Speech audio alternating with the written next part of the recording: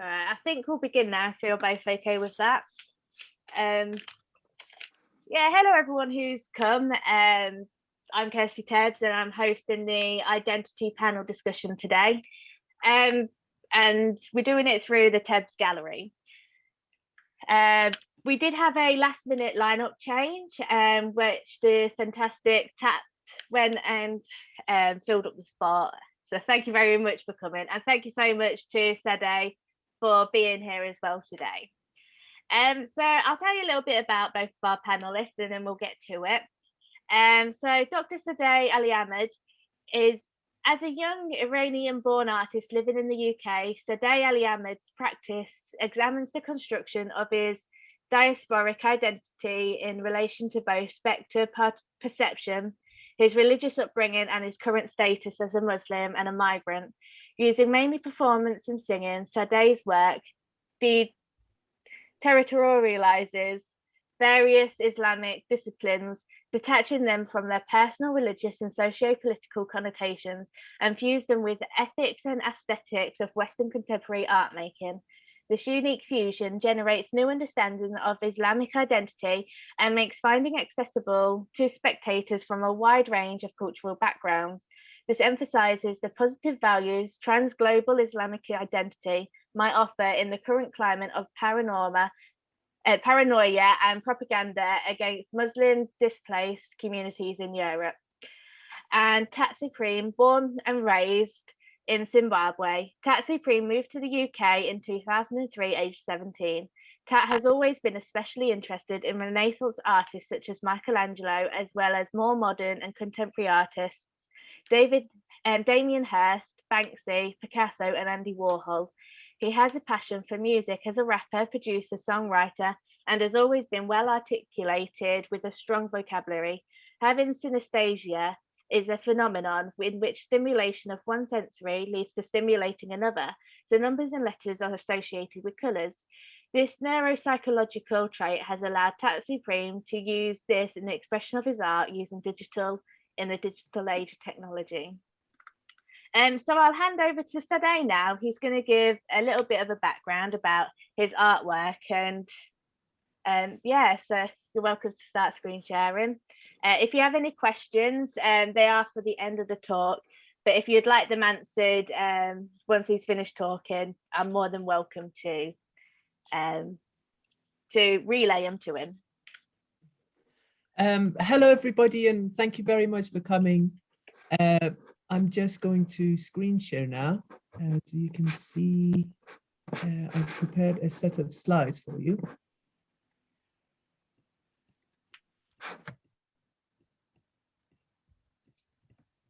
So yes, my name is Saday Ali Ahmed, and I'm a visual artist. I work mainly with performance and photography. But today I'd like to talk to you about performance and how performance as a medium has allowed me to explore the nuances of my identity as an artist, but also as a migrant. As Kirsty mentioned, my art incorporates various elements from my inherited Islamic identity and culture and tries to fuse them with various encounters, experiences, and ethics that I've learned by living in the UK as a migrant for the last 13 years. The aim of what I do is to try to take these elements that come from my upbringing that are religious, and take them beyond the religious function and connotation and present them in a new light and give them a new meaning. Just a quick background regarding myself. I was born and raised in Iran in quite a fundamentalist environment. It was just after the war between Iran and Iraq, and 10 years after the Islamic Revolution. I migrated to the UK by myself when I was 17, and my dream was to become a physicist. So I studied physics, but I discovered art when I was 20. And for me, art was mainly about expressing and encapsulating my feelings about the location that I was living, or those sort of emotions that become quite overwhelming, and I wanted to express them in my photographs. For example, this is a photo I took in 2014, my last trip to Iran. And this is a shrine in Tehran. This is in 2012. It's a frozen meadow in Durham, where I used to study physics. And this is a tree that I grew a big fund of. It was a tree that was next to the library, and I used to sit under it and do my daily prayings as a Muslim. So I wanted to do something with it. And this is in November 2014. I was going through an existential crisis, which I will come to in a moment. And I wanted to sort of encapsulate that that emotion that I was feeling. So there were two moments in my life that really changed the trajectory of not just my understanding of myself, but also my understanding of art. And one was in 2014, I ended up having an existential crisis and decided to abandon my faith, and consequently abandoned the sort of the Islamic identity and the culture that I grew up in, and sort of become uprooted. And the other thing that had a significant impact on me was the Charlie Hebdo terror attack in 2015. And obviously it didn't have a direct effect on me, but it was the aftermath and what I experienced and encountered living as a brown-skinned migrant in London was quite overwhelming.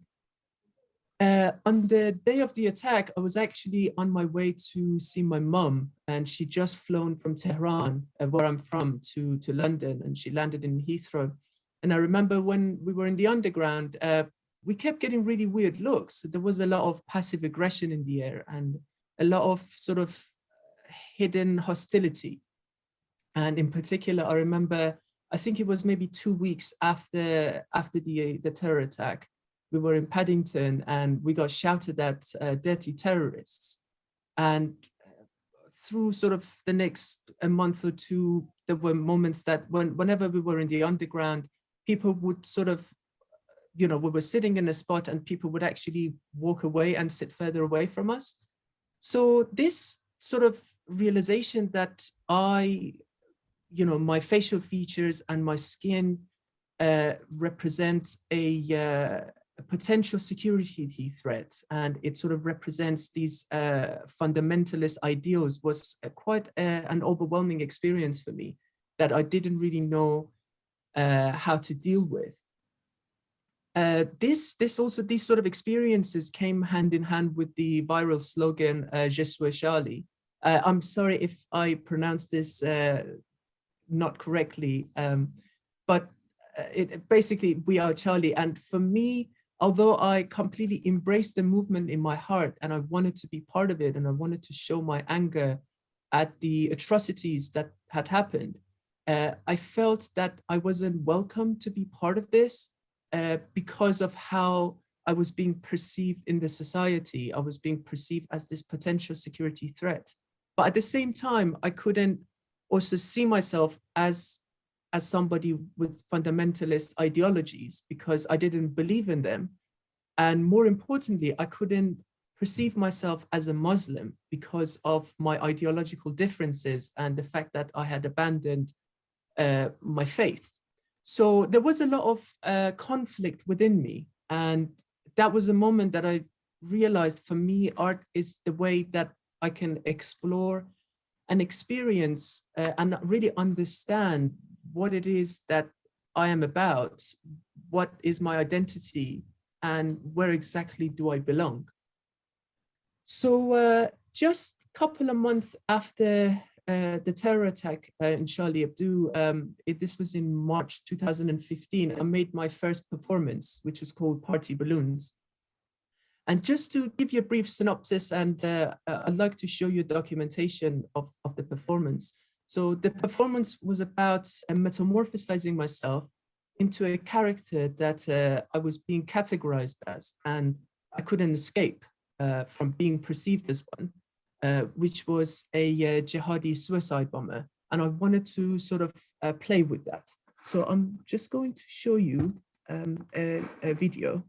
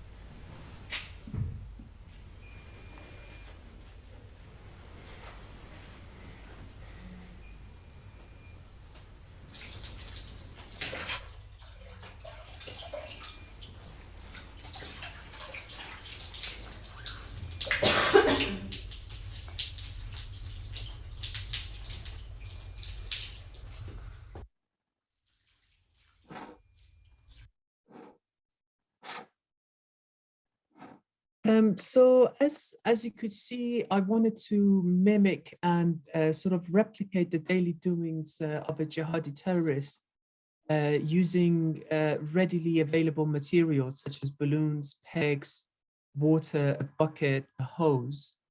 And I wanted to basically place myself in this environment that the viewers sort of witness my exploration of the quasi process of bomb making in front of them. And as you could see, I constantly struggled and failed to assemble or sort of arm the balloons with water and strap them to my chest. And the idea again was to sort of emphasize on this internal constant tension between these two different identities and which one's taking over the other. And I wanted to sort of show that struggle. A year after that, I did another iteration of this piece in Derby National Art Festival, and I was invited by UK young artists to do a live version of Party Balloons again, but this time I did it with the different materials, and I did it in a back alley adjacent to a dance studio called Deda. And I'd like to just show you a very quick documentation of this work as well.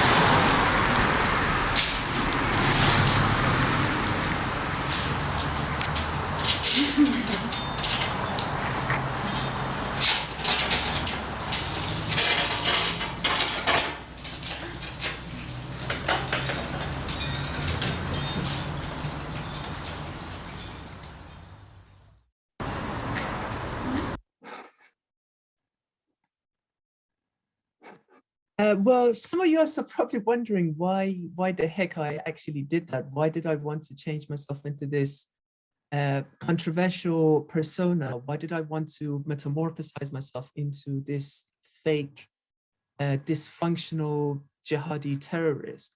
Well, for me, it was my way of negotiating and expressing what it meant to have all these sort of tensions within me, and I didn't want to abandon the discrimination I was facing.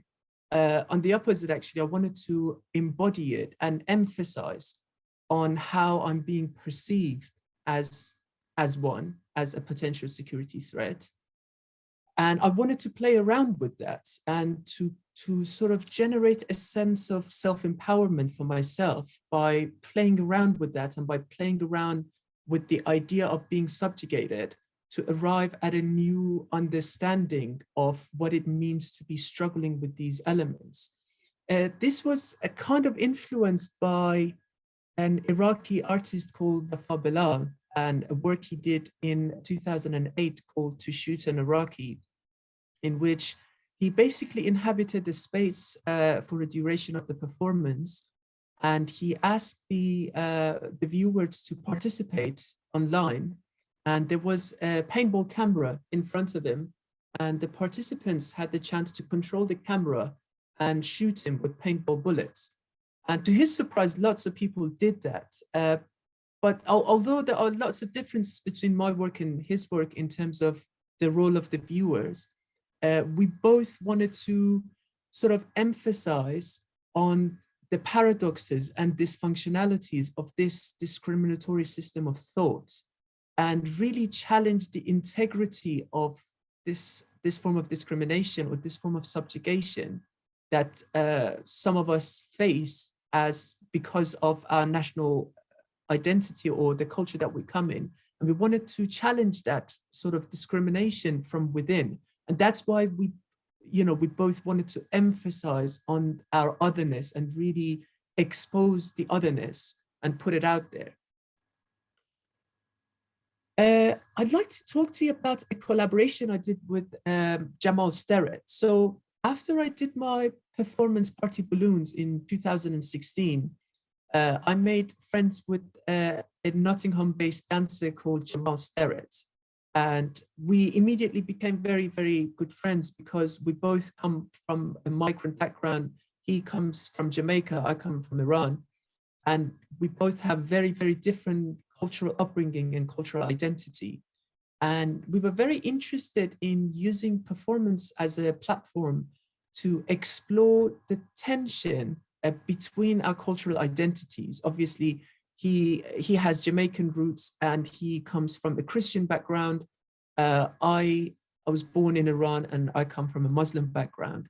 And what was really interesting for both of us was the fact that the music taste or any sort of artistic elements in our practice, there wasn't any sort of similarities. We were both interested in completely different things.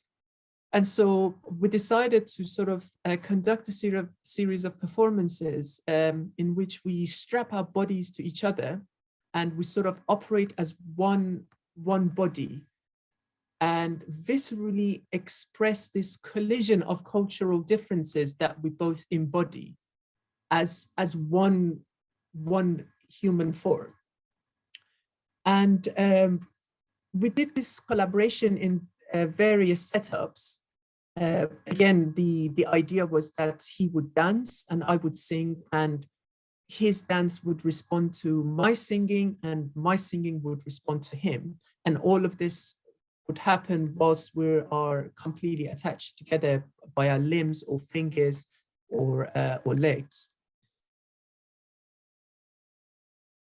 And in 2017, we represented the UK in Mediterranean Young Artists Biennale in Italy and Albania, and we performed a collaboration called Omega Fragmented, The Soil Returns to Us. Just to give you a quick synopsis, what happened was that we basically performed a live action under a veil. And under the veil, we were strapped to each other. And the narrative of the performance was that Jamal would take my shirt off and he put it inside out and I would put the shirt on Jamal. And all of this would happen whilst Jamal is singing, whilst Jamal is dancing and I'm singing. And obviously the viewers couldn't access what was happening under the veil, but we had cameras strapped to our limbs. And the cameras would document the event that was happening under the veil. And it did live stream the event to the ceiling of the performance. So the viewers could actually access what was happening, but not directly, indirectly. And this documentation of the work became an independent moving image later called Like the Smell of Your Exile in My Body. Which stands both as the documentation of the work, but also as a standalone artifact. And I'd like to show you this moving image now.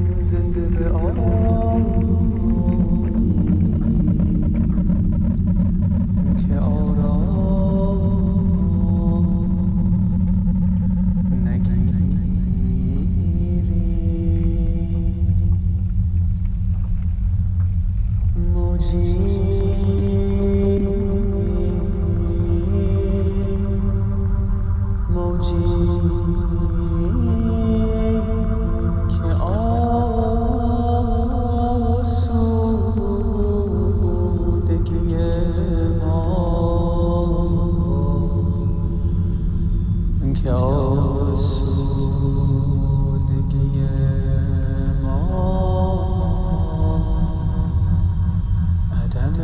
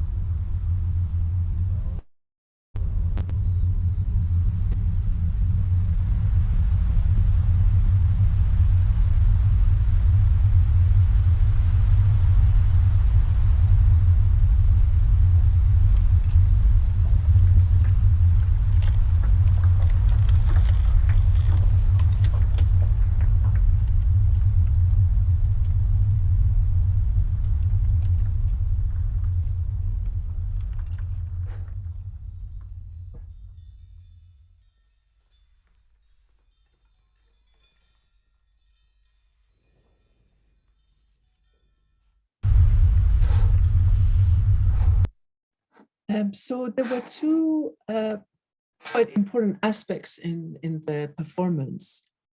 One was the method of our collaboration, which we appropriated it from an Islamic and Iranian style of wrestling called heroic wrestling, or as we say in Farsi, kushti.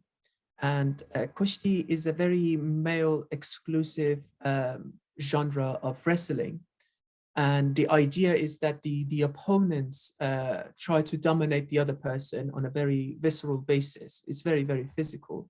And we wanted to sort of play around with that idea and to sort of express the structure of power that exists between us, obviously because we were tied together and in a very, very confined space.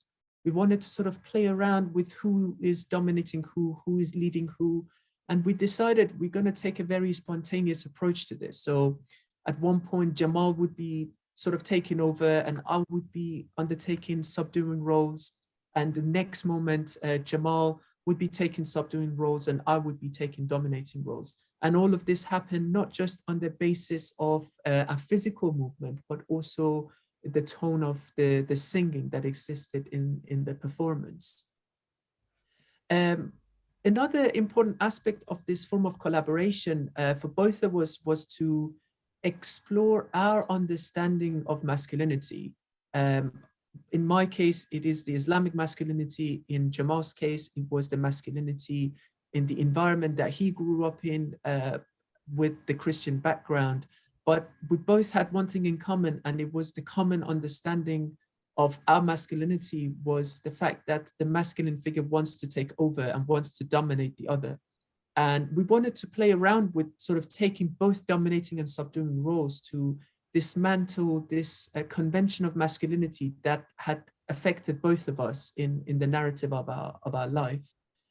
The other important factor that this performance had for both of us was the role of the camera. And as you can see, the cameras are strapped to our wrists, and it operates as an invasive device that it sort of intrudes the private domain of the veil, which its primary function is to cloak as to hide from the gaze of the viewer or the gaze of the male figure. And the camera sort of broke that, and it invaded the private space, and it exposed the intimate relationship me and Jamal were having during the performance. This sort of view and this sort of aesthetic, for me, it was influenced by a verse in the Quran. It's chapter 36, verse 65, that basically says in the day of judgment, the limbs of all human beings, they actually start talking and they start to testify. against the doings of the person. So they would say what this person's been up to, what it's been doing, and if there are any lies that the person had said, they would sort of testify against that. And what it says really is that the limbs, you know, the hands and the legs are actually agents of surveillance. They survey the actions and activities of the person, but also their narrative of surveillance is more truer and more authentic than the sort of the conventional forms of surveillance, such as the ears or the eyes. And I wanted to sort of, again, play around with that verse and take it outside of its sort of religious connotation. The other source of influence for us was Mona Hatoum's performance, Corpse Stranger, in which she basically inserts an endoscopy camera into her cavities and ovaries, and she documents the visceral inside of herself with the camera. And again, the camera takes a very phallic role. It invades the private domains. And again, I wanted to sort of take this on board from a female perspective, from a female artist, and again, sort of explore my understanding of masculinity as I know. So about 2 weeks later, I wrote a poem about this event and the relationship that me and Jamal had under the veil, and I'd like to share it with you.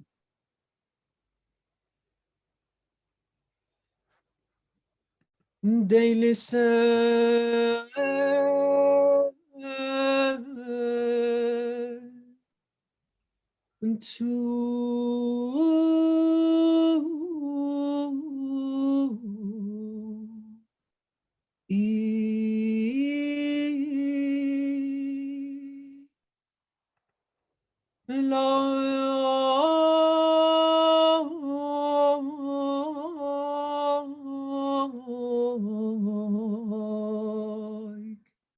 the footsteps,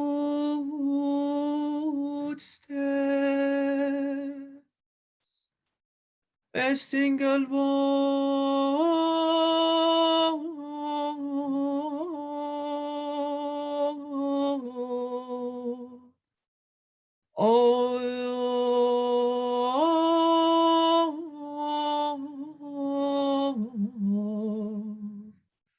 the show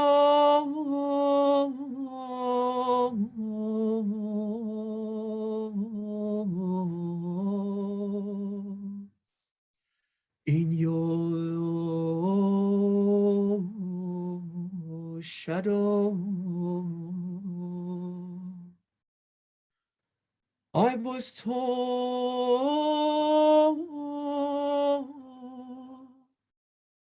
I was told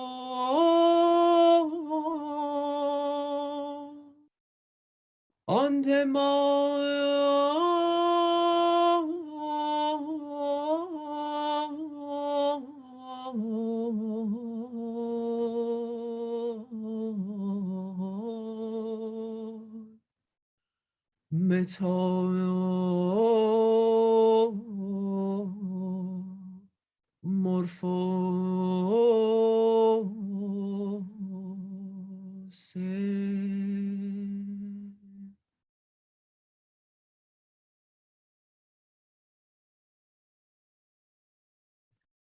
So this style of singing that you also heard in the previous moving image I showed you is, it has become my main medium for expressing the nuances of my identity in my performances. It is an appropriation of a religious style of singing, and it's very male dominated. It's called Maddahi, and the main function of Maddahi is to praise and mourn for saints in Islam. And in the narrative of my upbringing, I've had a very deep relationship with this style of singing. Not only I participated in sort of sermons that this form of singing was happening, but I also performed this style of singing in primary school and secondary school as a kid.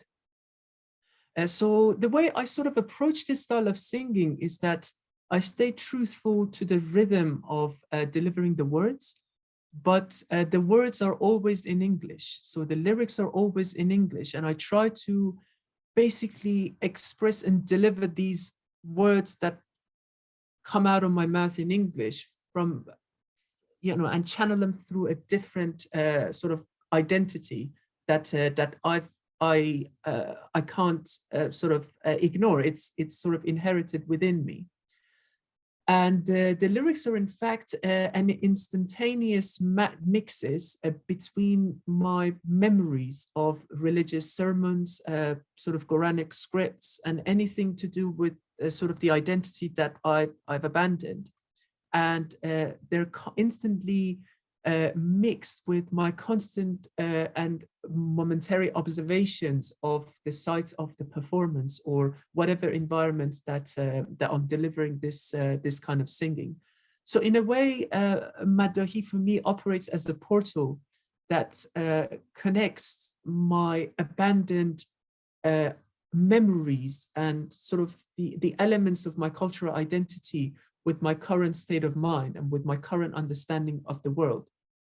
What I actually find quite interesting is that when I perform this in front of people, obviously there are people who know Farsi or know Arabic and are familiar with the style of singing, and they immediately recognize the style of singing, but they don't really know what's going on with the lyrics. They feel I'm sort of delivering the words in a different dialect or a different accent, so they become a bit confused.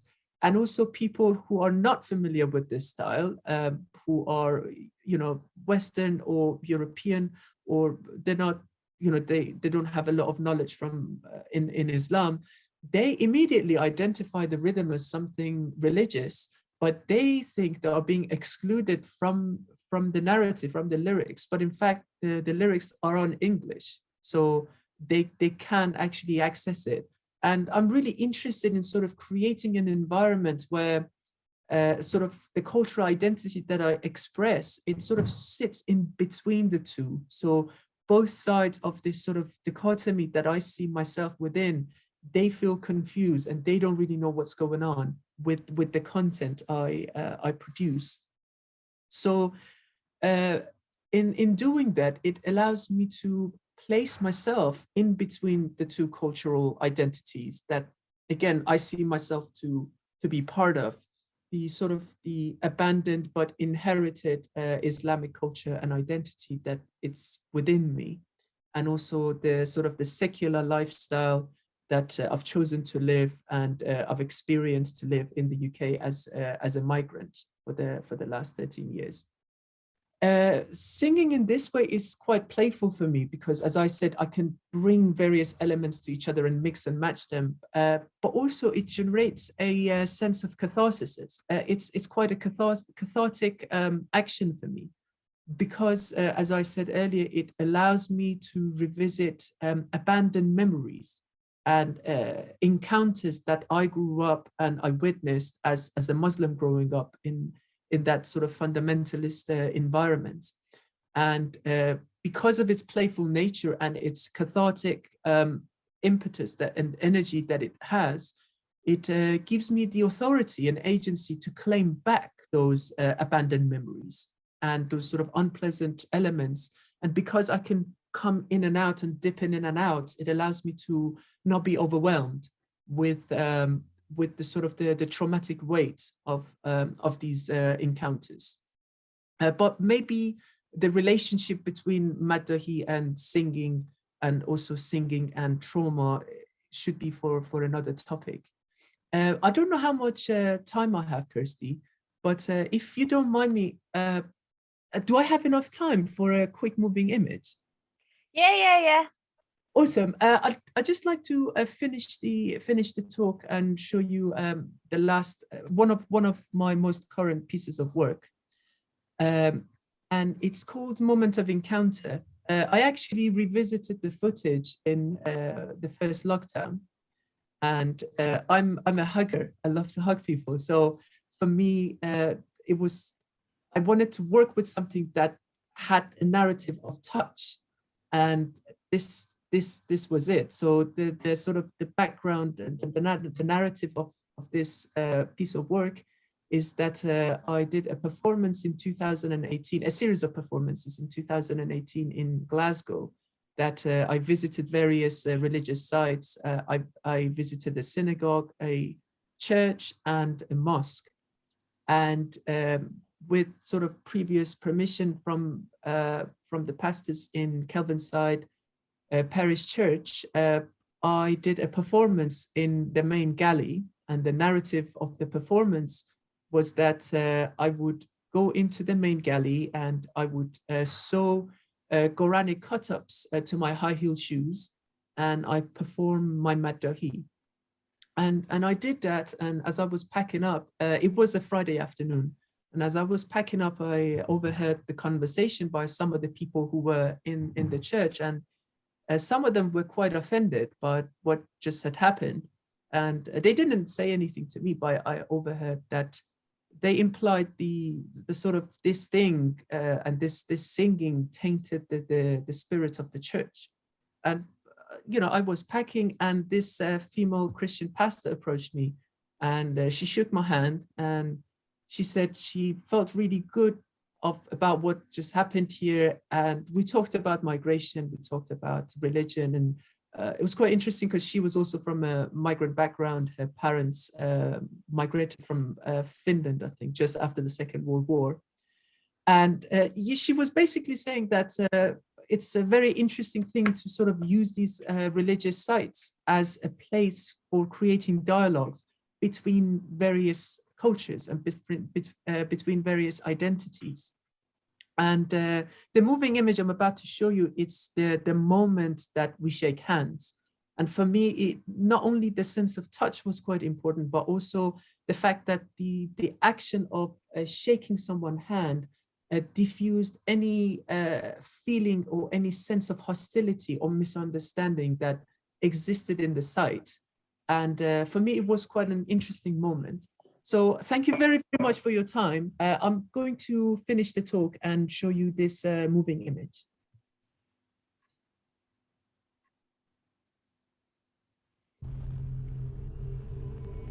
In the name of your present tense, and those who are no longer gifted,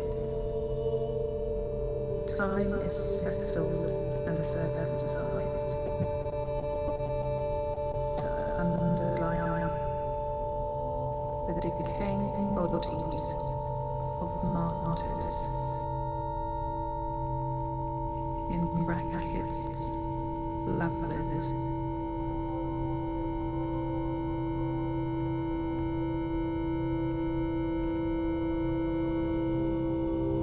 You are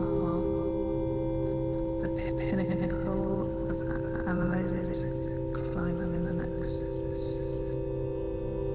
in brackets, the essential realm between the past and present,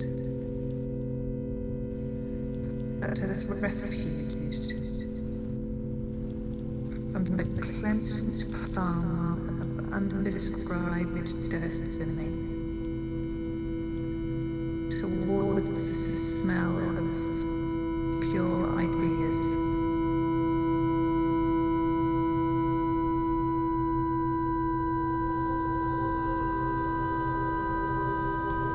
You are the weight of the light, in brackets, unending hijra, that it impregnates the halogens of hope, and those who have forgotten the taste of their history,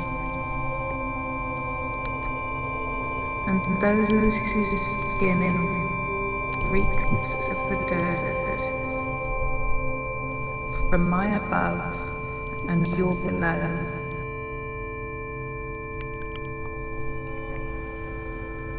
above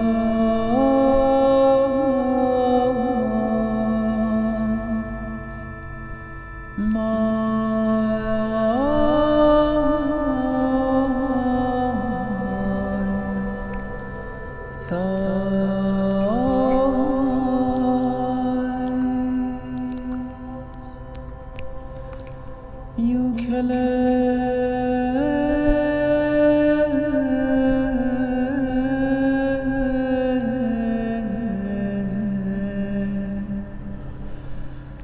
the hollow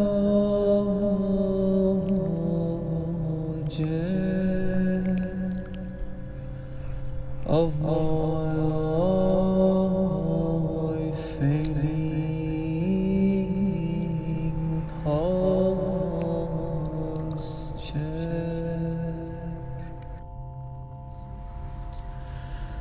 In the instant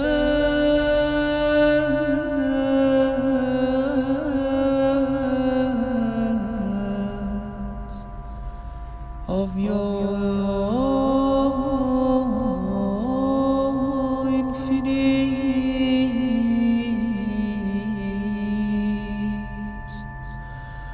I dream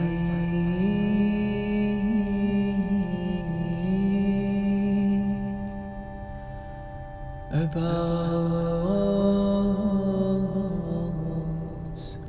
your martyrdom.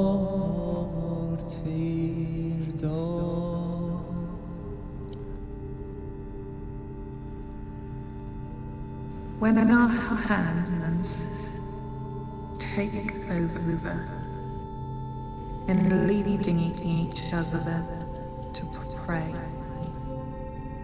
the birth of the newborn resurrects your name under my dark skin in honor of no country.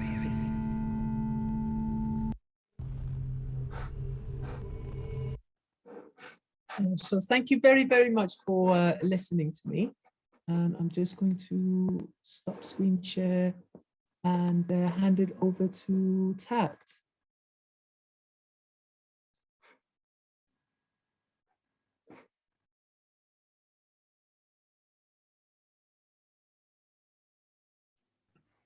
Hello.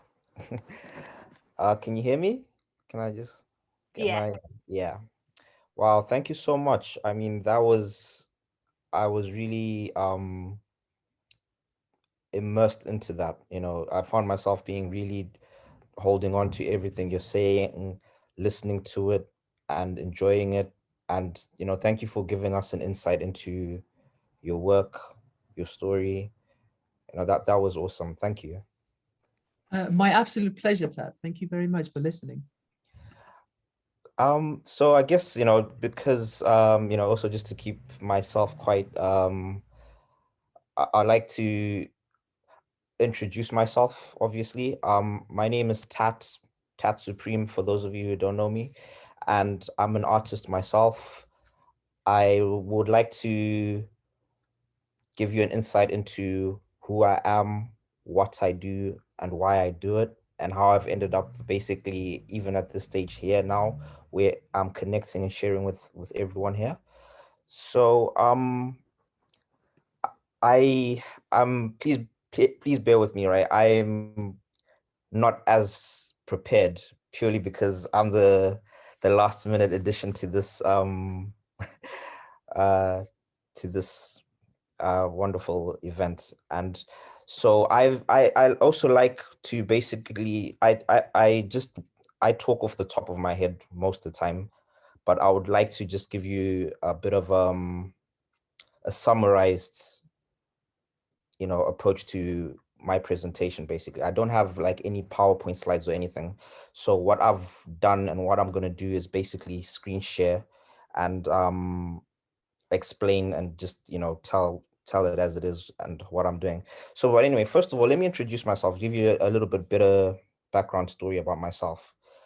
I was born in Zimbabwe, born and raised. So I grew up there and I moved from there to live in the United Kingdom in 2003, and I was 17 by then. So the UK is somewhere I've always been familiar with my whole life. I used to come here every school holiday pretty much, because my mom was an air hostess. So that means she used to work on the planes, like a cabin crew. So even before I was born, and so every time we went in school, she would bring us here, and wherever she was going, whenever we happened to be on school holidays. So that is something I really enjoyed growing up, and I think as part of, it definitely played a contributing factor to who I am today, because I got to see things from around the world at a young age, you know. And I remember one of my first places I ever went to as a child. I think if I remember correctly, I must have been about 6 years old, and we went to Greece. We went to all the touristy places like the Acropolis and all these things. I got to learn about in high school, which I didn't know at the time when I was a child. But I got to see stuff like that, and from a young age got exposed to things like that. And so yeah, I've always had I think a very broad exposure, regardless of the fact that I grew up there back home in Africa, Zimbabwe. I was always exposed to external influences, culture, music in particular, um, because one of my things I bring to art, and one of my ways of expressing myself as an artist, is through music, right? So I always say to people as I introduce myself to them that I I'm an artist, as in I'm also a recording artist, rapper to be precise. Um, and I find all these things that I'm able to do now stem from my childhood. So I I remember vividly, like, how anytime we went to a new country, the first thing we'd do when we were in the hotel would was switch on the TV, put on MTV, and whatever channel would be native to that country. I remember we used to go to Germany a lot, and they had this station called Viva, and we used to like watch all this dance rave stuff. And I was really young, so to me it was all like a lot of impulsive stimulation, visually, musically. And I almost I even have memories of how my mom and my older brother, I've got an older brother, he's 5 years older than me. I remember how they always used to point out that I was always so quick to pick up and memorize and recite new songs. So for example, part of the reason I, got into rap from a very young age, when Snoop Dogg came out, my mom was the person who introduced me to Snoop Dogg at around 94, if I'm not mistaken. She was like, yo, you're gonna love this. Check it out. And she showed me Snoop. And in no time, I was rapping along to his lyrics, you know what I mean? Knowing the words. The reason I'm explaining this is partly why I'm gonna extend to explain why how and why I got into music. I've got a almost like a photographic memory when it comes to those things. So yeah, I found I was learning songs without realizing that I'm learning them. I'll be just singing along. I'll sing along to anything that will come on, and then they'll be like, how do you know the words to the song already? But it's just because if I like something, it sticks with me. So yeah, so over a long time growing up, I was always into hip hop and rap, and my brother was a DJ from a young age. So when he was like 14, he was already DJing in like nightclubs. I don't know how he did that, but he was. He used to DJ in nightclubs when he was age 14. And so I got a lot of my influence from my older brother, him being into those things, my mom flying us around the world and just taking in all this, art and culture and music wherever we went. And I automatically gravitated to those things, which I think played a very influential part in molding the person I've become today, because uh, I found I became from a very young age. I think I was 7 when I wrote my first rap song, and I would just sit there writing songs even if they didn't rhyme. I was just that into it. I'll just sit there and I'll be like, oh, I need a pen and a paper, and I'll just start writing and writing, and I'll call my whole family around, and I'll be like, yo, guys, listen to this. And then, when you got these little like Casio keyboards that you press a button and it plays a beat, and then, and I'm like, yo, listen to this. And I'll start rapping to my family, reading off this pen and paper, that I had from a young age. And over time, as I started growing into like a young adult, into a teenager, obviously you mature more, and I found it kind of started cementing and solidifying in me. I always had this vision of myself, like, this is what I want to do when I grow up. I'm going to be a rapper. I'm going to be a musician. I've always had a natural, I feel at home when I'm on stage. I've always felt at home. And from a young age, I always used to enter talent shows and competitions and things like that, at school. And I always used to enter them and I used to win, like I used to win them. Like I won modeling contracts for that. I was a junior model, back home. I, I, I did just enter these things, junior drama, everything like that. And it got to the point when I remember being around 14, 15, I was like, nah, I want to do this seriously. And that's when I really started writing songs. At school, I couldn't concentrate. So I was never really into like school, because during class, while the teacher's up there talking and stuff, I would literally just be writing raps, and never doing my homework. My homework book was full of lyrics, and so yeah, that's pretty much how. Don't worry, all this will circle around to a more, it'll make sense later down the line as I talk. So that's pretty much how I got into music. I loved it and I wanted to do it. And I was so determined to do it. I remember by 2003, I moved here November 2003. By 2004, I bought my first computer, desktop, and I had no idea how to make music on the computer, but I was just like, I'll figure it out. And I did. I literally sat there. I remember I had software like Cubase, Logic, Reason, and all these very entry level music production softwares. And I'll just be there, literally no clue how to do this. Those days, YouTube, I don't think was even out yet. And, I had no instruction manual or anything, but I would sit there and be like, I will figure this out, pressing buttons, opening tabs, and just doing things. Because I learned that over time, as I learned to rap, I learned to freestyle rap from a young age, just because I was so into it. So from rapping, I kind of almost self-taught myself how to break down rhythm. I find one of my skills is I can dissect music without I don't know music theory till this day. I've never learned music theory. I don't play the piano or guitar or the drums, but I can make music, and play by ear. So when I'm playing on my computer, when I'm playing on the keyboard and things like that, I will sit there and I will figure it out, even if it takes me a long time. I will start playing chords, notes, keys, beats, drum patterns, and all those things. And then it's over time I started to realize that all these things were triggering visual stimulation. And that's why I talk about synesthesia, and when your senses get like mashed up. I'll try explain and struggle and explain to my friends and people and say, look, when I hear, because people say, how do you do that? How do you manage to rap like that, just off the top of your head over a beat you've never heard? And I'll be like, I hear shapes. I don't know if that even makes sense. I hear shapes and I see colors.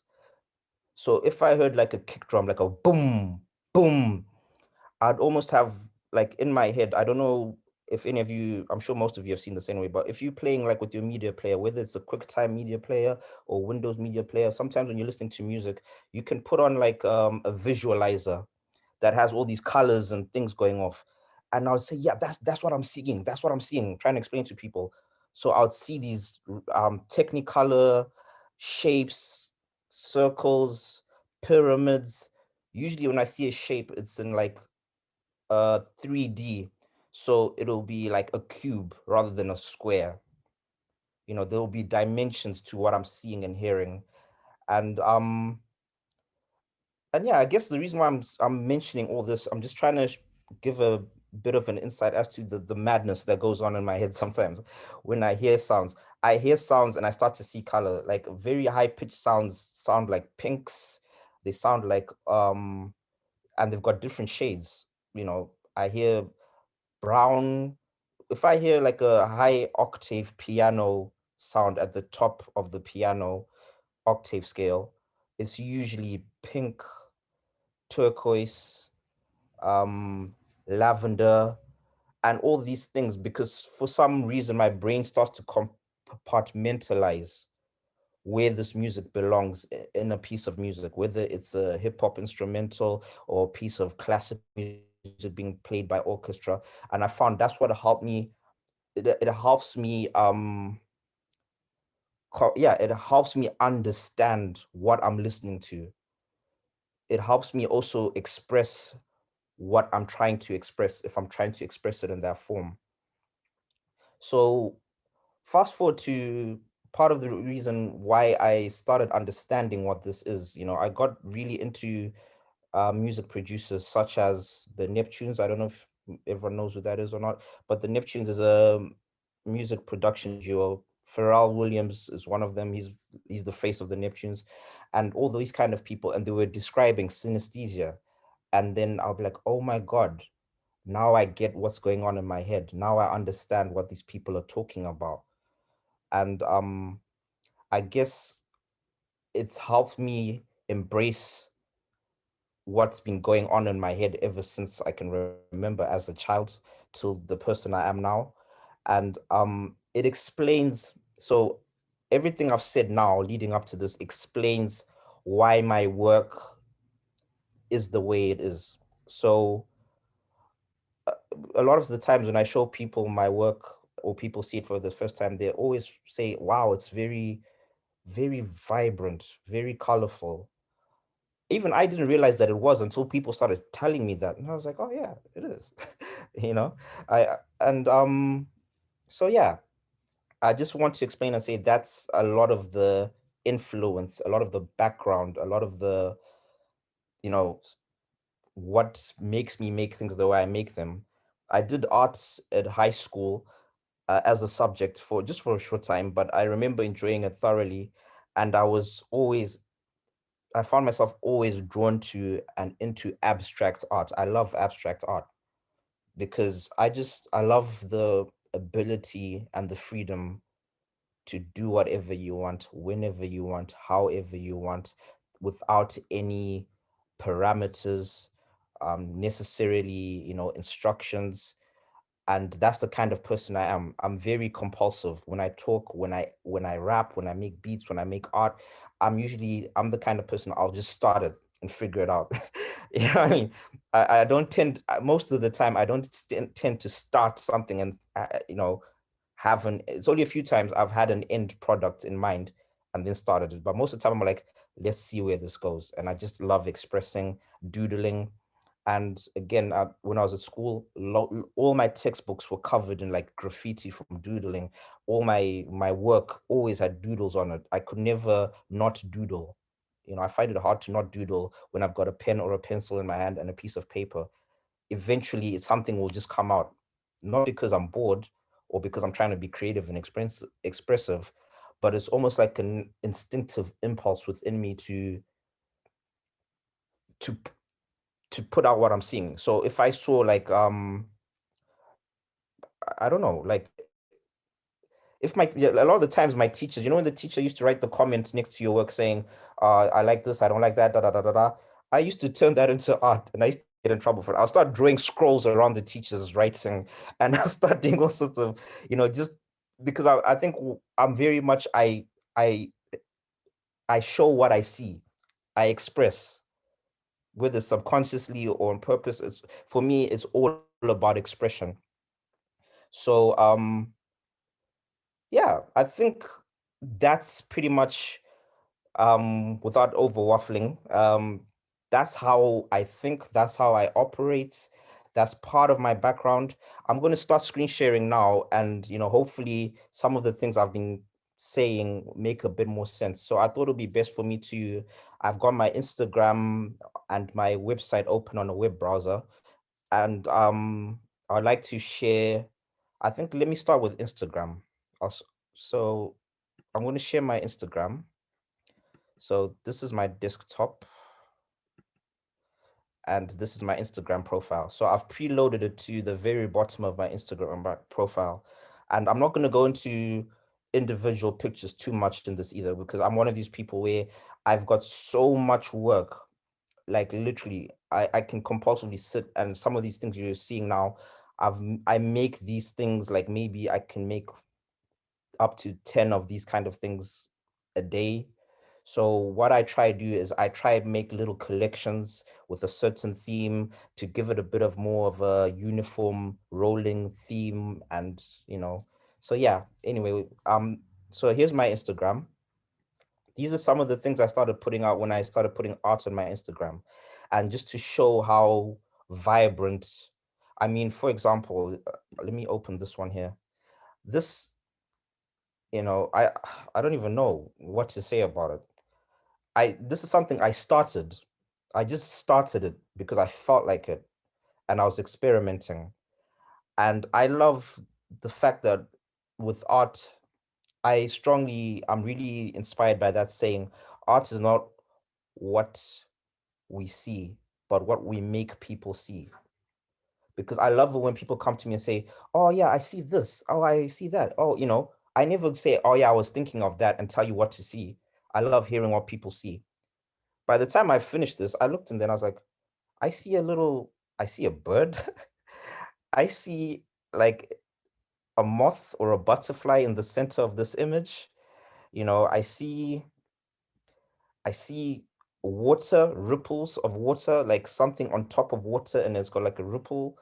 There's so many things that, that's why I love abstract art, because it allows us to interpret what we are seeing as the spectator, what you're seeing. There's so many things people can see when they look at certain things. And so yeah, I love just putting stuff out, because I end up seeing stuff after I finished it. I'm not making something in particular when I see it, but afterwards I see it again. I'll do the same thing happened with when I was doing something like this. Why this is one of my personal favorites, and it's I feel it's almost like what I tried to explain earlier when I said you can imagine that visualizer on your music player when you're on a computer. To me, you see these kind of colors, these kind of shapes. And there again, I see a butterfly for some reason. I see a butterfly. I see music, sonic waves, because sound travels in waves. I like to think that, yeah, there's just so much. The senses, my senses, everyone's senses, you have obviously more than one sensor for those of us where we have all functioning senses. But at the same time, when they are entangled and picking up more than one thing at the same time, this is what it looks like to me. So synesthesia looks like this picture to me. It looks like that. It sounds like that. If I close my eyes, I can hear that picture. I can hear it. I don't know if that makes sense to anyone, but I can hear sound by looking at that almost. So that's why I thought it's good for me to talk about my musical background and how it's, plays into my art. And so yeah, just above that, we've got like, when I was talking about, I like the idea of having a theme. This is three faces, all the same face actually. But because my mind races so much when I'm having fun doing something like this, I started like over here, and I was like, wow, this is fun. I'm always like, where else can I take this? So there's probably about 20 different versions of this, right? But I just put up the ones I like, because I try to limit myself and not get too carried away down the rabbit hole. And then I visualized this in my head before I did it. And the thing I love about doing work like this when I did it is because I don't have a particular technique. People say, some people have a process, some have template processes and things like that. Where in my head, I was like, I want this face here to look almost like a piece of rock. When you look at the Aztecs and the Incas and the Mayans, in my head, I was now visualizing those historic civilizations and their arts for some reason. I thought to myself, how can I make this look like something like that when you go into their temples, and just for fun. That's what my brain was doing at the time. And then I ended up just doing that. Like I can't tell you how I did it because I don't know. I thought about it and I didn't. Literally, I will play with different, I've got more than one tool in my toolbox. So I will play with things, and I have a very I want to say subtractive way of working. So I will chuck a lot of things in the pile, and then I take away, take away, take away, take away until I'm left with something that's kind of like what I'm going for. So that's how, I make a lot of my art. And so that's how, for example, I came with this, because again, I was sticking to the theme. That's the same face. And then I just thought, okay, what else can I do with that? And then that's how I ended up with this. This, looks very much like this one here, because I used the same techniques, I think, when I was doing it. And I just wanted to then also have a bit of an identity slash brand slash flow. So a lot of my work, you will notice, has a lot of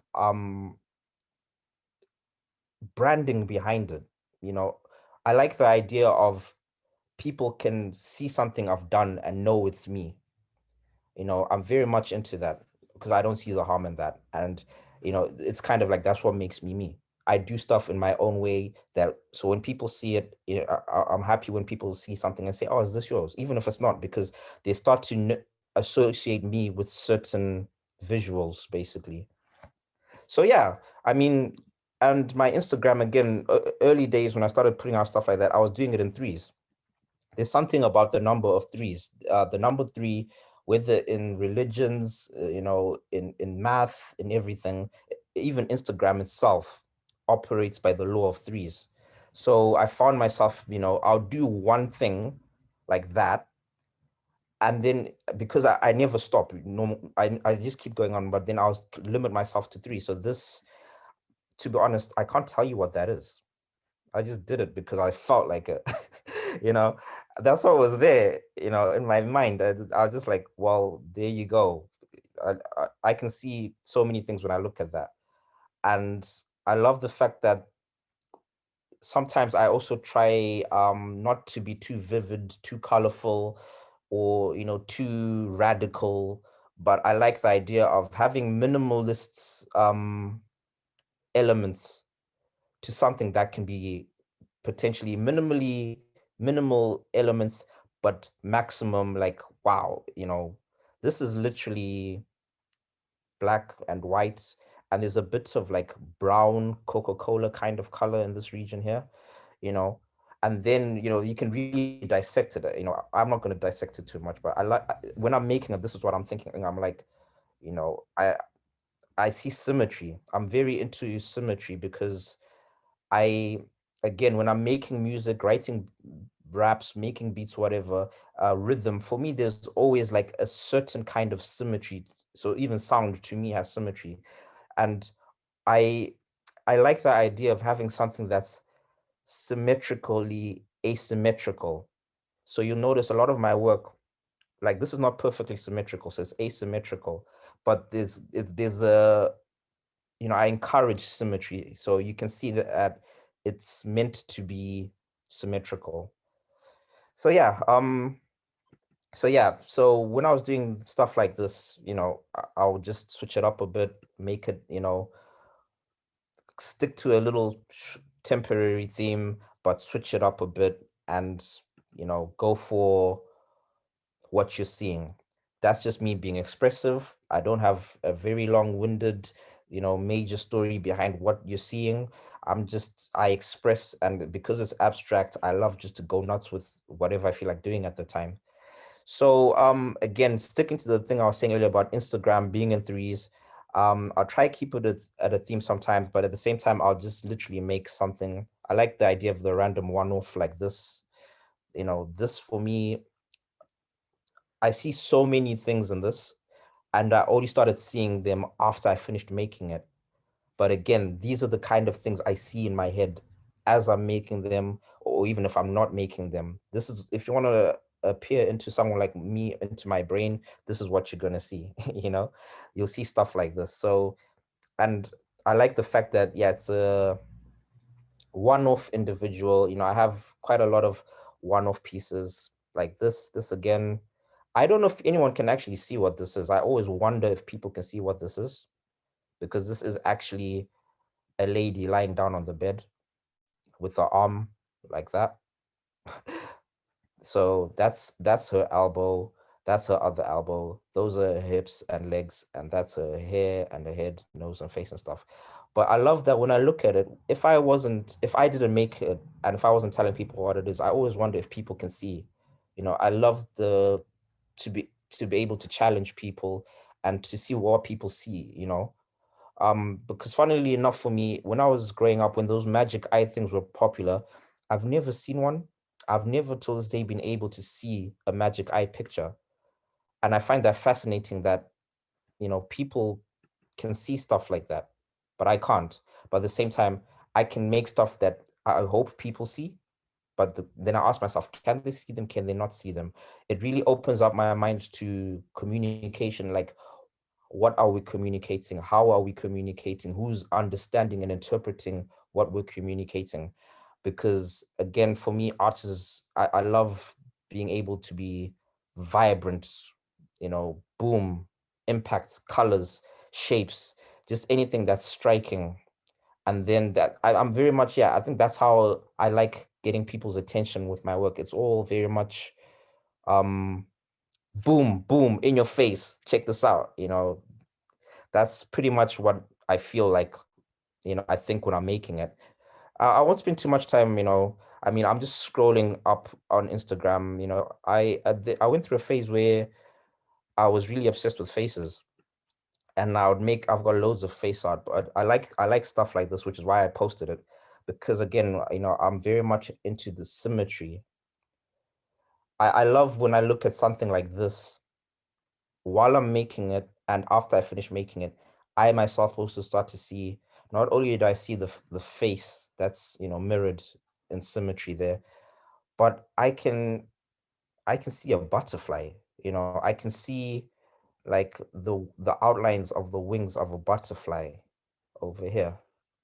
you know I can see, like, some butterflies have tails, you know and I love the fact that my brain starts racing. I feel like there's a lot of subconscious things going off, that are triggered, that are at play when I'm working. So um yeah, a lot of my work is very very random, but then at the same time I start to find layers within my work, which makes me find layers in myself, which is why I do it. Part of the reason, why I do what I'm doing, not just to be like, oh, I'm going to be an artist, I want everyone to check out what I'm doing. I've never had that approach to it. I'm more about, I do something and I express it. And then I start to realize that, like, there's a reason I was doing this. There's subconscious stimulation. I start to see things, and then it opens me up to myself and makes me think, what was I thinking when I did that? And again, it's very spontaneous, but it's helped me find therapy. It's very therapeutic for myself. I want to touch on mental health because what really pushed me to do art, all the stuff you're seeing, my art on Instagram, I'm going to go onto my website in a bit, is I would do this kind of stuff. This is, again, I'm going to touch on this quickly. This is the kind of thing I was talking about when I talk about the music players on your computer and stuff. I'll see stuff like this, and there's a lot of like symmetry, inversion. And so I thought, yeah, these will be good to show you what I meant when I was talking about that. Because when I hear especially a beat, I see this. A beat to me has got, like, whether it's the bass, uh mid sections, treble, tenor, whatever. It's what I'm seeing and hearing when you see a picture like this. So, again, the bass is pointing down. Bass is associated with the low, down, you know, and then as you're getting higher and up, the colors brighten, which is why I mentioned earlier that you know, I start to see pinks and lavenders and turquoise and things like that. You know, I'm actually realizing that while I'm saying this. I never thought that when I made that, but hearing myself talk and looking at it, it makes perfect sense. You see, subconsciously, I'm also learning about myself by sharing this with you. So this is again, I'm hoping people understand what you're seeing and why and how I do these things, because it's only after I did this last year. If you look there, it says 51 weeks ago. So that's literally almost a year ago I posted that. And I've only talked about it the way I'm talking about it now today for the first time. So yeah, even I myself, I learn through my own art. It's therapeutic. It's helping me dig deep inside. It's helping me understand what I'm putting out, how I'm communicating with the world, what I'm sharing. And one of the key things behind that was a lot of people would see my work on my phone. I'll just show people, I'll be like, oh, you know, here's some stuff I've done on my phone. And they'll be like, wow, that's really cool. You should put that out on Instagram. You should put that out. And I never, ever, ever wanted to. I was like, nah, never. I'm never putting stuff on Instagram ever. I was like, no. But then I just, you know, I let loose and I let go and I started sharing. I was like, you know what? Yeah. Who am I making this for? Why am I doing this? It's not fair for me to not share this if people like it, because maybe there's, you know, what are the positives that I can, you know, what can I do positively with it, through it, you know? And like I was starting to say earlier, I said that I want to touch on mental health because I I feel, as someone who grew up with depression, right?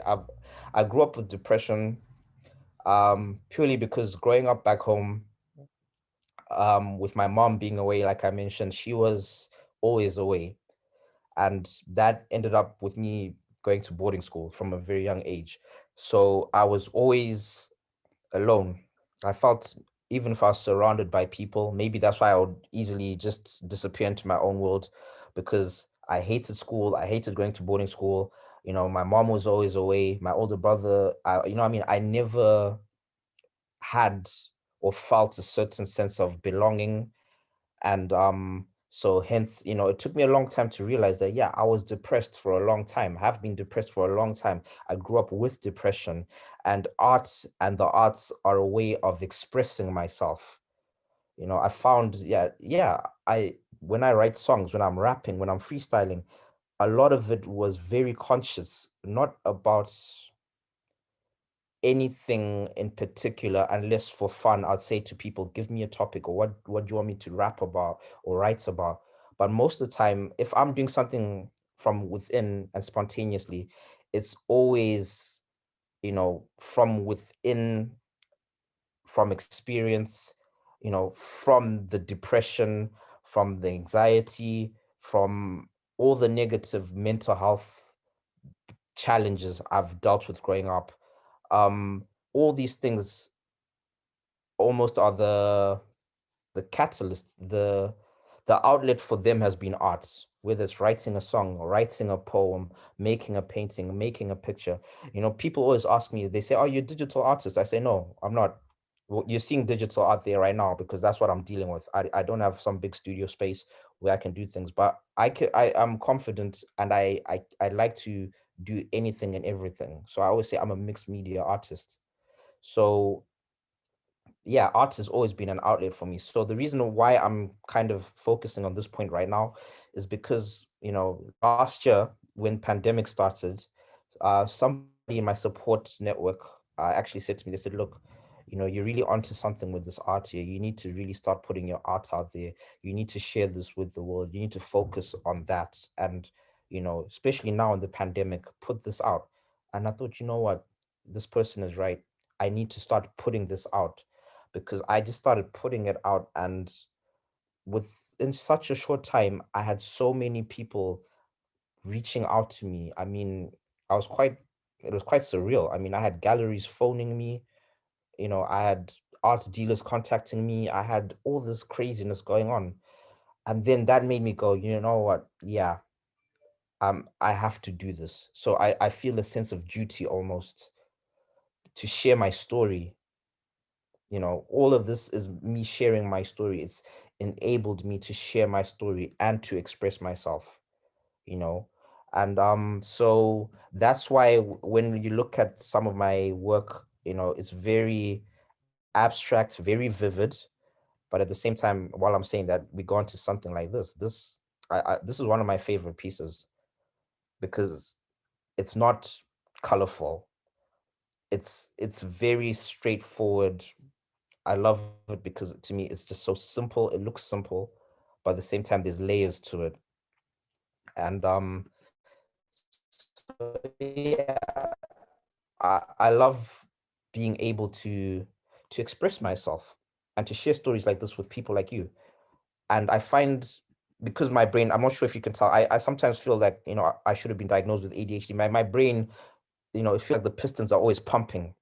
So I'm now translating that energy into, for example, work like this. You know, I was just going through something and I just sat there and I made this. And by the time I finished making it, I was like, I see a whale. I don't know if anyone else can see. You know, when you see like a whale and they have these things, I don't know what it's called. It's like that mesh that filters out the plankton and the krill. I don't know if you guys know what I'm talking about, that part in the whale. And I see that when I'm seeing this, you know, these kind of the ridges and the lines and almost like a teeth, you know. And even while I'm talking to you and explaining this, it helps me see that, yeah, it looks like almost like I'm filtering out the noise, all the loud noise, the colorful sounds. It's going seeping through a filter, you know. It's me calming down. That's how I calm down, by letting it out. So sometimes I can't always articulate, even though I've always been told that I'm good with you know, English, with vocabulary, with grammar, spoken, verbal, written, whatever. I always find that my brain is full of noise. Art is definitely an outlet for therapy, for expression, and just for fun, really, just for fun, you know. Um, so yeah, you know, I carried on making faces at one point because I love that when I see a face, I this is what I see. So when I was doing this, I saw this before I made it, and I didn't try and make it like that. I was seeing it while I was making it, and I felt like this was a good way for me to sometimes express some of the things I'm trying to articulate. You know, I see the one person. You know, it's a symmetrical image, but at the same time, it's asymmetrical. When you look at that, you know, look at the forehead, and look at that forehead. You know, if we were to measure that with a tape measure or ruler or whatever instrument, this image is actually technically symmetrical, but at the same time it's asymmetrical, because I love to show that. I love the whole idea of yin yang balance, at the same time things being the same and not the same at the same time. So I actually, at one point, I actually wrote a rap slash poem about what I've just said. You know, I love when you can have something that doesn't make sense while it makes sense. The known unknown and unknown unknowns. I don't know if you've ever heard of that, but I'm very much into that because I find sense in the nonsense, you know. So yeah, that explains a lot of my work. So I'm gonna, you know, I'm very aware of time. I'm just gonna talk a little bit, like for example, this again. This is a very popular with a lot of people, and I think this actually really amplifies what I've been trying to say when it comes to synesthesia, colors, symmetry, shape, sound, your music player when you're listening to music and you're seeing these visuals. You know, to me, this is a byproduct of what I was seeing and feeling when I was making it. You know, I don't start something like that with, okay, I want it to look like this and I want it to look like that. It's more, it usually starts off as an asymmetrical product that I eventually make symmetrical by either mirroring it or um whatever, you know. And I'm guessing some people might be asking, what are you using to do this? What's your medium? What software? What, you know, apps? And the answer to that is, I don't have one answer for that. I literally I love being able to not have a guideline. I will literally pull up one app and pull up 5 other apps and make something in one place and run it through every other app possible. And that's how I find things. There's no templates in most cases to what I'm doing. I kind of make my own templates. It's the same way I make music, make beats or whatever. I love the idea of infinite possibility. How far can we push this? So a lot of my work, that's why it looks the way it looks. And yeah, this is digital stuff, digital, done on the computer, iPad, iPhone, most of it. I actually did a video at one point which I shared to my stories, where I wanted people to know that I can actually draw, because people probably don't know that I can draw unless I tell them and show them. So I do have an iPad and Apple Pencil, and I created something like, for example, like this here. In fact, no, like this here. That will start off as a drawing of a couple of lines, uh, basically a gold line, a black line, and a white line, and I'll just doodle them, and then I'll probably run them through an app, mirror them, stretch them, filter them. So a lot of it just comes from playing, really. Playing, experimenting, and that's how I end up where I stop when I feel like, okay, stop here. I'll stop here, otherwise I'll never stop. That's how I get the end product in most cases.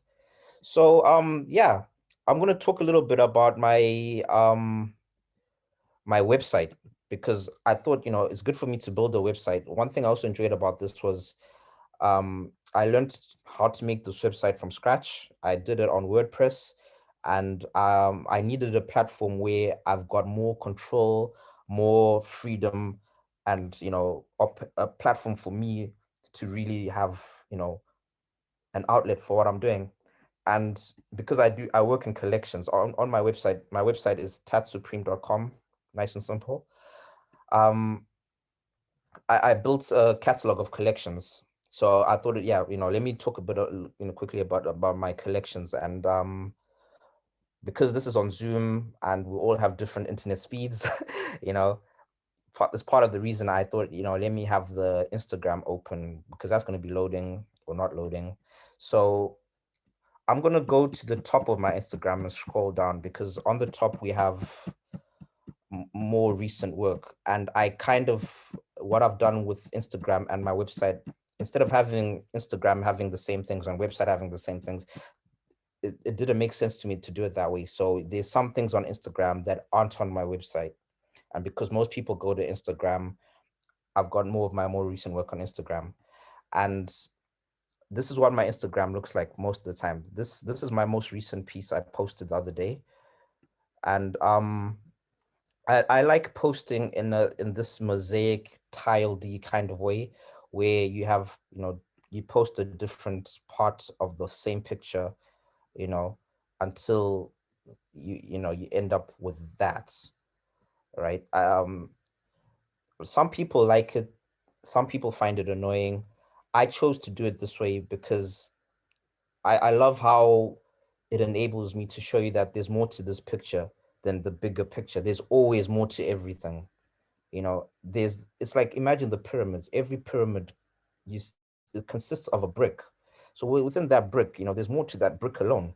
So for this by itself can be a piece of art by itself, but at the same time, it's part of a bigger picture, literally. So yeah, so my Instagram, I've done like this. I love, just, I don't know. To me, I felt like I was falling into a vortex of abstracts. I was seeing colors. I was in a dark room, falling into a vortex of this color, shape, texture, sound. And this is how it looks in my head. So I I, I put it out, and I started doing a series of it, and this is how I ended up with, this is an inversion of that last image. And for me, I like, again, having something that's the same but not necessarily the same. So this is literally the same image, but at the same time it's not the same image. And if you ever take your time to look at it, you can actually see that each individual part is different. So that is different from that. They are different, but they're the same at the same time. So for me, it's almost poetic and beautiful how something can be identical and not identical, like identical twins. They're different people, but they look the same, at the same time. I'm very much into space time, quantum physics. I've always been a geek into sci-fi and things like that.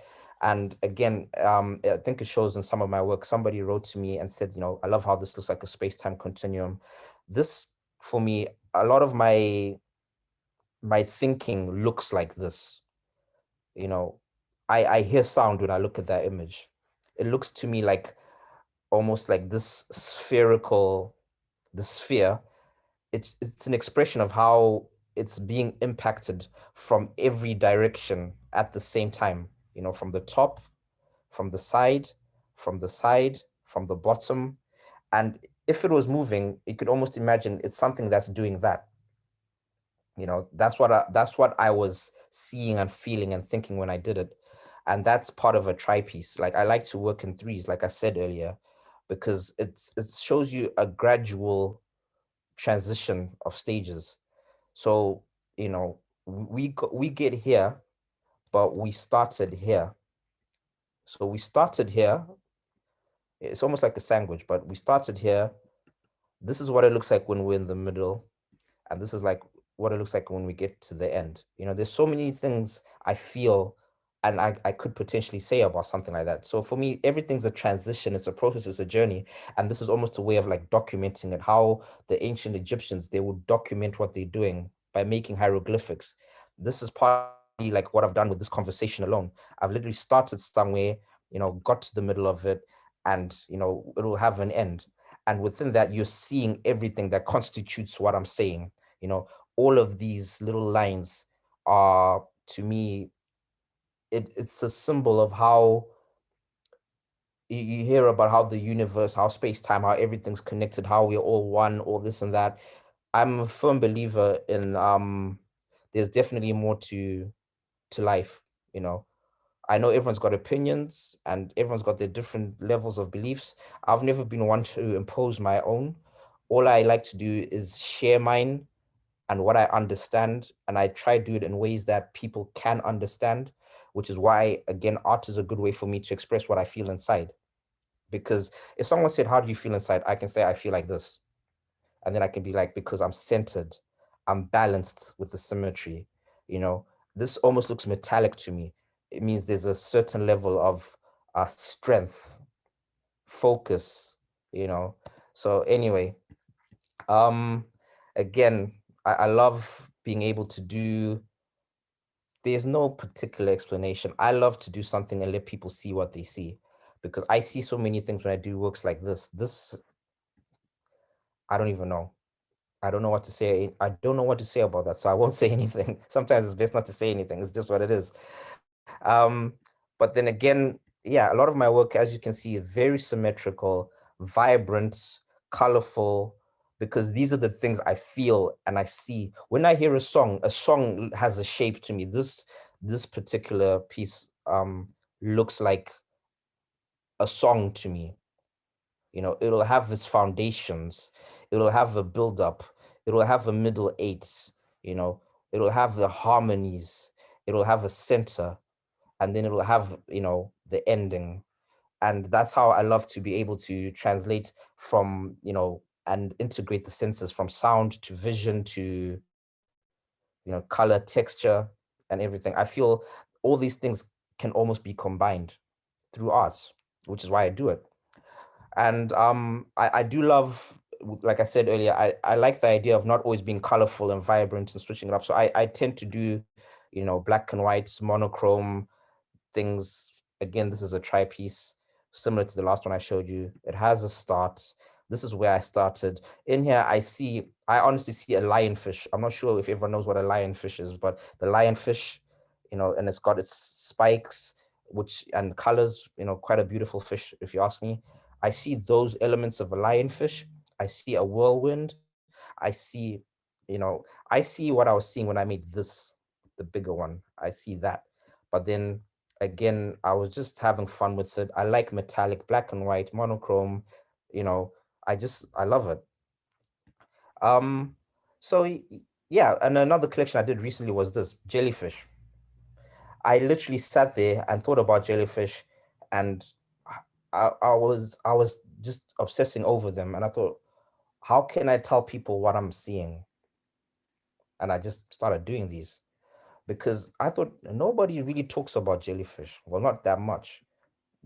What I know about jellyfish is, they're they're potentially very dangerous. They can be very beautiful, but very dangerous. But I wanted to capture the essence of the beauty of jellyfish and color, and again synesthesia, being able to express the colors and thoughts and emotions that I can't necessarily articulate. So if I'm sat there trying to explain something or express something which I can't in words, if I was to make it into an image, it will look something like this, you know and yeah, there'll be so many sublime subconscious reasons that will eventually surface why I picked a jellyfish, because it's beautiful but dangerous at the same time. So much mystery. There's so much. If you ever watch these nature shows, there's so much more to it. It doesn't have a mouth. Does it have a mouth? I don't know, I'm not too sure, so please don't quote me on that. But I love that whole ambiguous, mysterious, dangerous, beautiful. I feel that for me as a person, it embodies and expresses a lot about myself. I always say I'm very everything. I'm very excitable. I can be very annoying. I could be very funny. I could be very, when you're brimming with these kind of things inside you, this is what comes out for me. It manifests like that. And Tat, can I just say, are you able to, about 2 minute timer, are you able to go into your website and then we'll go on to Q&As? yeah, sorry, Yeah. yeah, because I was taking the time. Yeah, so yeah. Can I show you just a real quick video? Like, because, yeah, I'll just, without talking too long, I'll show you a video, because this is something I've started doing recently. I make video, and I collaborated with this girl. She's a dancer. She's in Greece. Met her on Instagram, and yeah, this is again synesthesia. This is what I was feeling when I got in touch with her, and I made this. So yeah, I'll just let it play. Tat, we can't see the video. You can't see it? No. Oh, okay. Why is that? Can you see me? I can see your Instagram page. Hmm. Okay. Okay. I think I have to load the screen share. Sorry, I'm still getting familiar with this. New share. Okay. Yeah. New share. Okay. There we go. If I share this, can you see that? Yeah. Yeah. Okay. I'm just gonna let that play real quick, and then let's just go straight on to Q&A. Thank you guys for hearing me out. As you can see, like, I've got a lot of stuff going on all the time in my head. So, but anyway, I'm gonna play this, and then thank you. Yeah. Yeah. Okay.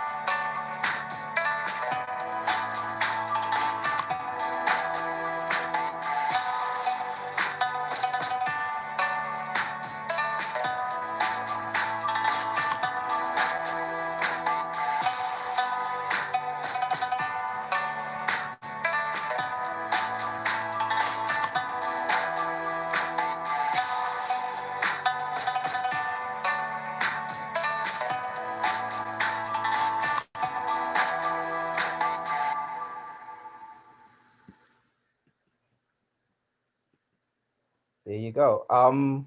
So yeah, I basically I'll just say it real quickly. Like I don't know, am I there? Can you see me? Yeah, you're on the side and you've got the video bit on the Oh, other I need to side. stop the share, don't I? Yeah. Yeah, Okay. there you There. go. Yeah. All right. So that basically was me. I made that music, and I was thinking about what you saw, and I found her on Instagram. Got in touch with her, got her to send me a couple of clips, and edited to what you're seeing, because I couldn't express that unless I made that video. So I'm just sharing, like, that's how I let it out sometimes. But thank you for hearing me out. And yeah, so art for me, I just love to express and just play with it. And yeah, I hope you guys enjoyed some of what I had to share. Yeah, thank you both. They were absolutely such interesting talks. They were about what your artworks are, and it'd be quite interesting to go a little bit deeper into how your identity and the parts that it plays in your artwork. So such as like what do you think your identity means to you, and how are you really trying to bring it across in your artwork? Like today, I see that it literally, your entire artwork is embodied by who you are, and what what do you want the audience to feel when you see it? Are you asking me in particular? Both of you, yeah. Yeah. Um, I don't mind going since I'm talking. I, I don't know. I guess for me, it's literally, I'm just sharing what I'm thinking. That's why I just said that little bit at the end of that video. Like, sometimes I got so much I want to say and share, but don't know how to. And I just let it come out in whatever way I can. Yeah. I hope that's kind of an answer. Yeah. I think I'm also with Tat as well. I really enjoyed your talk, and the fact that how much you emphasize on spontaneity, being in the moment and expressing that spontaneity. I think for me also, although my work is attached to my identity and it is an extension of my identity, most of the time when I'm making something, it is unconscious. It's about just making it. It's about happening. And then, as Tat also mentioned, you come back to it and then you realize these things that are happening underneath, sort of underneath the layer of the sort of the performance or the photograph. So it's in terms of sort of negotiating my identity, it's an ongoing thing, because you know, one performance or one piece of work tells you something about your identity. Like, for example, the Party Balloons piece that that was pretty much the first performance I ever made. It posed so many questions, even about my own gender identity and sort of my understanding of masculinity, which it wasn't even my intention to bring into the performance, and it happened. And maybe 3-4 months afterwards, then I became aware of it, and you know, I sort of implemented into future work. So it's definitely an ongoing progress. And I'd like to show to people things that are kind of confusing to myself as well. So it's not something like a finished product. Although, I mean, because I mainly work with performance and moving image and photography, there is an artifact, there is an image or a moving image at the end of it. But it, you know, it sort of has all these questions that I don't know what the answers are. And I think that's what my identity is. There are a bunch of questions that I don't know what they are. I love that. I love Yeah. that. And I love to just add to that and agree with her and say, yeah, I couldn't have said it better myself. I'm full of questions, you know, about my identity, and I'm looking for answers as well. And I find my identity, or and even everyone else's identity, but I'll speak on my own behalf. My identity is more than one thing. You know, I'm a member of the human race. I'm a member of the Black race. I'm a member of the Zimbabwe race. I'm a member of, you know what I mean? There's so many we can start to really categorize and things, but at the same time, there's also this like yeah, I'm a member of this universe. You know, ultimately, what is my identity? I guess it's just me. I am my identity at the end of the day. I think we all are. Ultimately, you are you, because these are the thoughts that go in my head all the time. I always say I'm half my dad, half my mom, but 100% me. Yeah. That's why my brother's not my twin, because although we have the same DNA from the same people, he is who he is. So I am my identity, and it's coming out with what you're seeing and hearing. Yeah, that's a fantastic way to look at it. And it is so true that the artwork you create is so embodied subconsciously on who you are, and you don't realize it in any shape or form.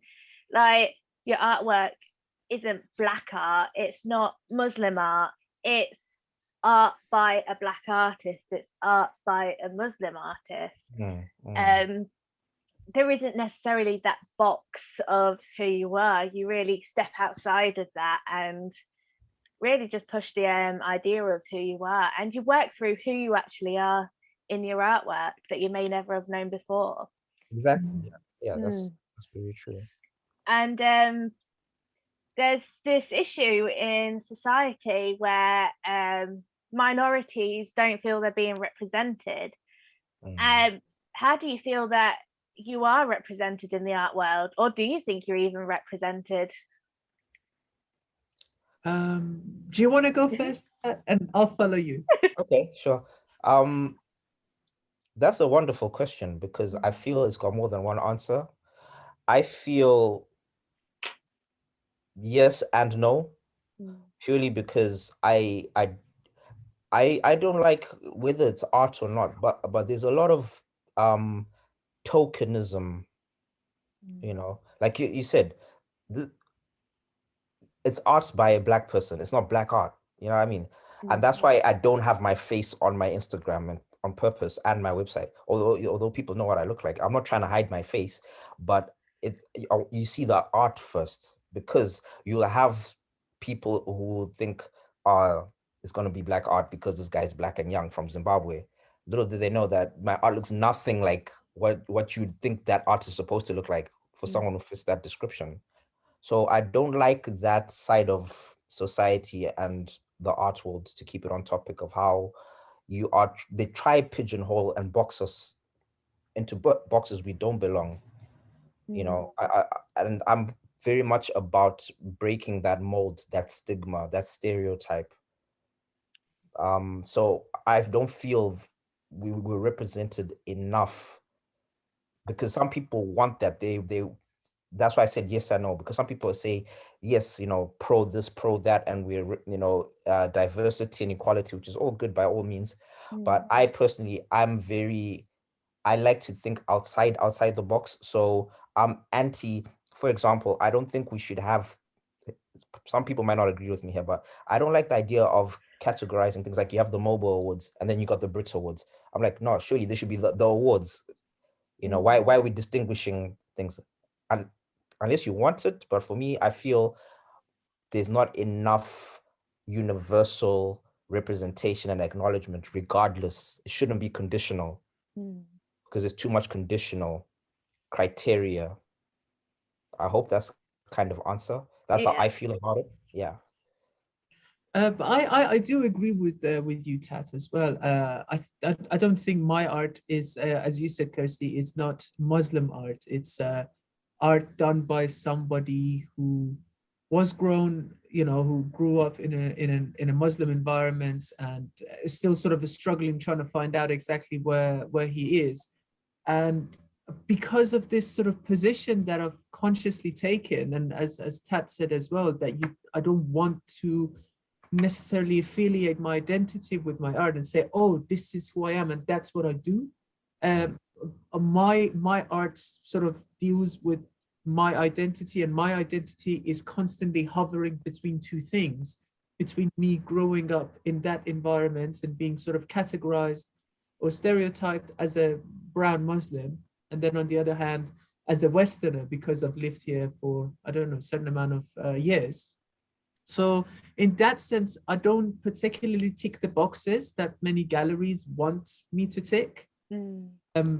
For example, it wasn't a gallery, but it was an exhibition, and they wanted me to do a singing for them, but they wanted me to sing in Farsi. And I said, I don't want to sing in Farsi because my lyrics are in English. That's the whole point of singing in that language. So it creates confusion for people. But obviously that didn't tick their boxes. So I don't know. I don't necessarily feel that I'm being sort of represented, and I don't want to be represented as a Muslim artist. I would like to show my work in the context of diaspora, in the context of which is a transcultural, it's a transnational phenomenon. It's for people who have moved away from their home and are trying to find the roots, and that's what I see myself sort of being part of, and that's the category I want to be part of. But because we live in such a society that things are very commodified, and we want quick things, we want quickly to say, okay, that takes A, B, C, that's fine, let's put it in next pile, this one in the next pile. And questions such as diaspora or such as diasporic identity, because of their complexity, you can't really put them in those frameworks. So it's quite difficult to present them or to tick their boxes. Yeah, I think that's so true. It really is. And to just have people because they tick all the boxes, it shouldn't be right, because sometimes it's those people that don't tick all of the boxes that make you actually think, and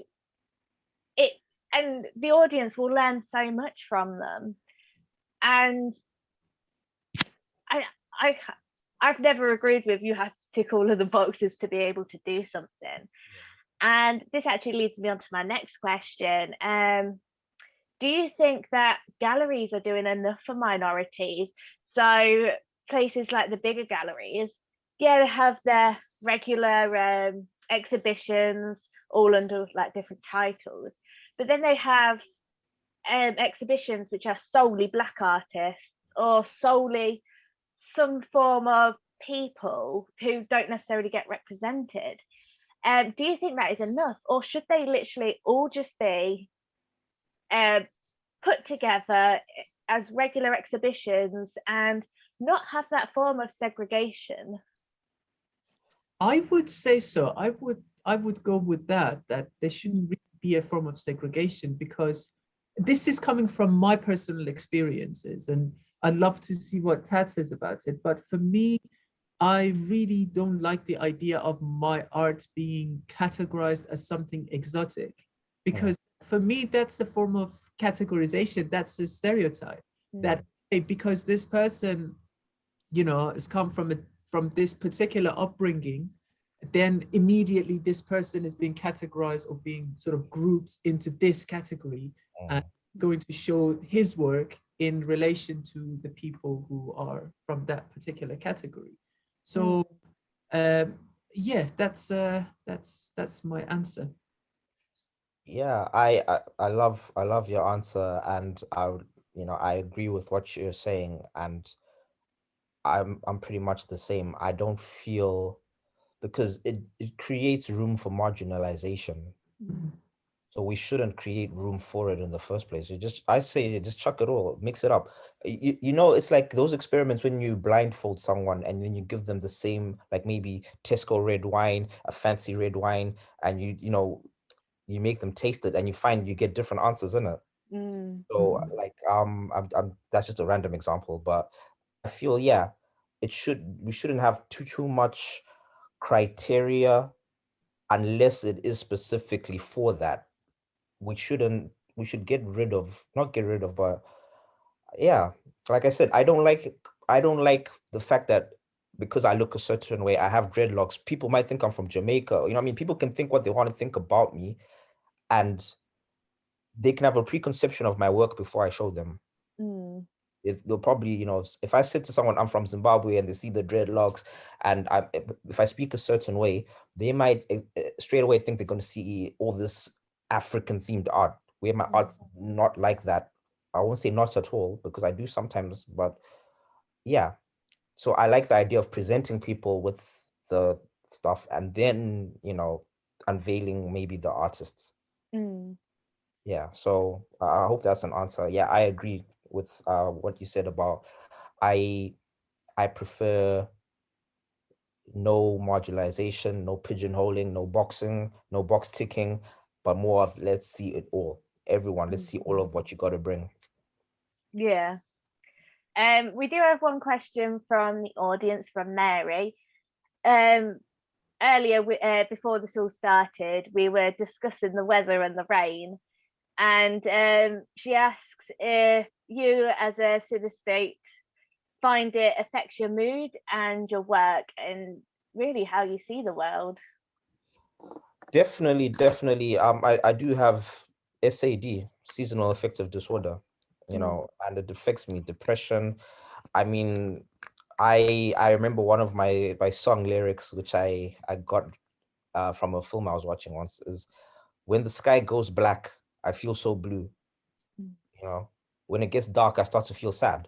Literally, I'm mentioning colors within that phrase. You know, when the sky goes black, I feel blue. Although the sky is actually blue, isn't it? Or it's not actually blue, it's not blue, but you get my point.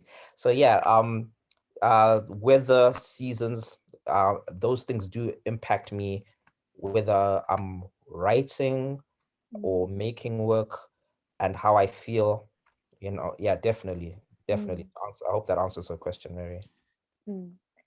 And actually, while we're on the subject of mental health, because that is a massive part of all of our identities, Sadegh, how has migrating to England and trying to understand who you are, how has that affected your mental health, and how is art helping you in that sense?